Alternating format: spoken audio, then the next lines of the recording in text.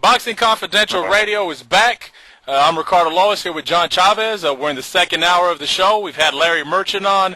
We've had Santos Perez from the Miami Herald. If you missed the first hour, remember you can always check out boxingconfidential.com and listen to in-demand podcast either tonight or tomorrow morning. Right now we have up-and-coming junior middleweight, a man that made his HBO debut past Saturday night, James Kirkland. How's it going, James?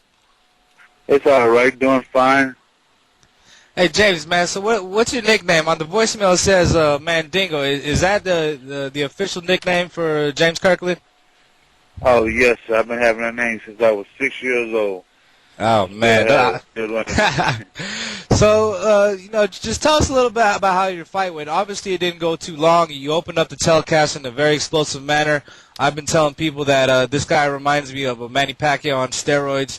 Tell us a little bit about how the fight went and, just overall, what goes on in your head as soon as you step in that ring? As soon as I step in the ring, I get focused. I mellow everything out, because when I'm inside the ring, I push everything to the side. And I'm thinking about just hurting my opponent, doing the stuff that we learn and we do in the gym. Let me ask you this, James. Ann Wolfe works your corner, which is, non-traditional for most boxers. Most guys don't have a female in the corner. Ann Wolfe is a former boxer. How did you hook up with Ann? Talk to us a little bit about that relationship. I was about maybe 15 when I first seen her come inside the gym. And then when I seen her come in the gym, she was already been working with Pac, but only in the morning time.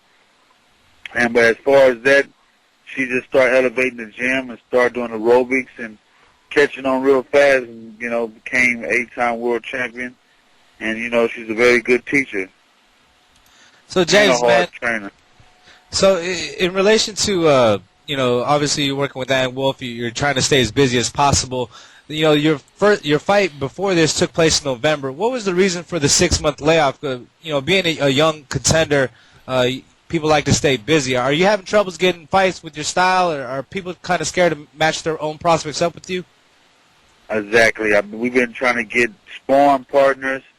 I got 2 sparring partners, pretty good guys, but then, they faded fast. One lasted 1 day, one lasted a week.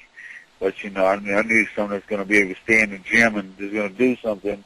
But as far as the fights, it's getting hard to find people that's going to fight somebody that's a left-handed. I got power on both hands, and I have speed, and people, they say I have a, lack of defense, but, don't need defense when you got offense. James, one of our users here on the website, we have a chat room going on while we have the radio show going, wants me to ask this question. He said, tell us a little bit about your sparring session with Raul Marquez. It sounds like you guys had a real war. Can you say a little bit about your sparring session with the former champ? Well, Raul, me and him sparred 1 round, and he did fairly all right in there, We did our thing, but, as they say, I'm pretty strong, man. I'm really a hard puncher, and I really hurt everybody, my opponents, doing sparring, training, so it's the same way. So I know on the HBO telecast they talked a little bit about, your various unorthodox training methods employed by, your trainer Pops and that. Well, can you speak a little bit about some of those? Because they didn't go into too much detail, but they talked a little bit about you running, and then they're hooking up a heavy bag to the end of a truck and stuff like that. Tell us a little bit about some of those interesting methods, man, that bring you to a peak to allow you to perform the way that you do. I can't be too, I can't be too, tell too many secrets, but, we're doing, like, as far as, like, the bag and stuff, we got a bag hooked up on the truck.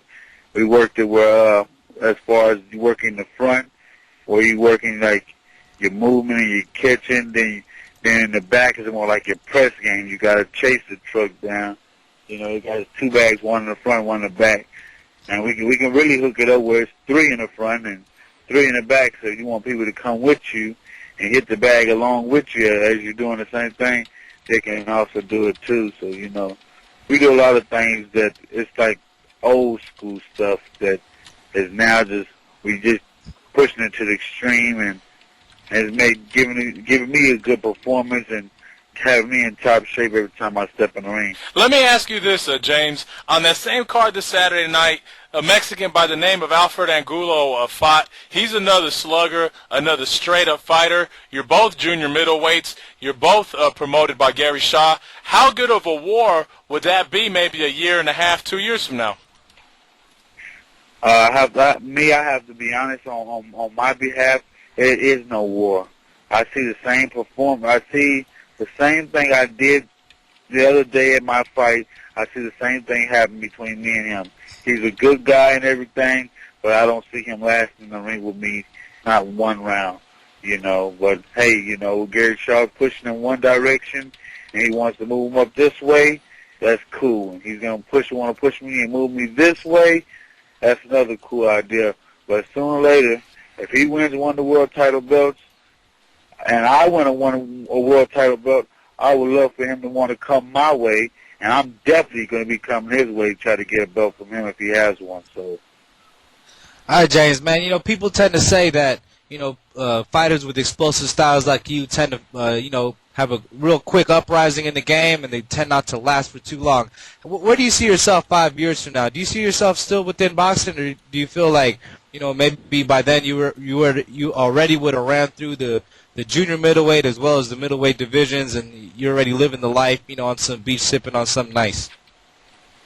that's exactly what I see. I see that I'm going, and then in the next year and a half, I want to take every belt in the 154, and willing to do it and able to do it and capable of doing it. I want to do that. Then I want to jump up to 160 and, you know, fight whoever else in the 160 and start taking belts in that type of category and try to do probably like Lennox Lewis is doing, you know, broadcasting fights and, you know, and just having a good time, enjoying life. Well, James, I'd like to thank you for joining us on Boxing Confidential Radio. Hopefully we'll stay in touch as your career continues to rise and move forward. And just thanks for fighting with balls, man, because a lot of times we turn on these TV sets and go to the fights and people want to pussy around, and you got to it on Saturday. We want to see you some more. I appreciate it, man. You know, that's the type of style that we have. We don't want to do that pretty. I want to double jab. I want to be pretty when I throw my shots, but don't want to get touched back. Boxing is boxing. You have to get in there and you have to be hands-on. So you're going to get hit one way or another. If it's on accident, on a slip, head, or you're going to get hit. Somebody will go in there and be able to throw and do what you got to do when you get in there. Well, good luck as you move forward, and we'll stay in touch, James. That was James Kirkland, up-and-coming junior middleweight prospect, and he kind of sounds like he fights, man. There's not a whole lot of double talk or politic, and he gets to it, man. He said he beat Angula's butt. I like that.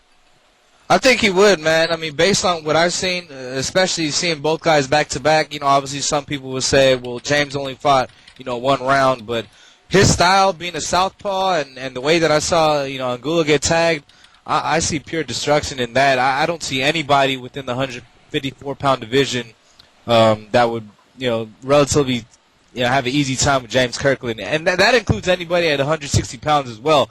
I mean, it's with the old school mentality that he brings. I mean, he knows he's coming to rock and roll, man. I mean, he honestly reminds me of a Manny Pacquiao that has somebody hurt that's on methamphetamines as well as steroids at the same time.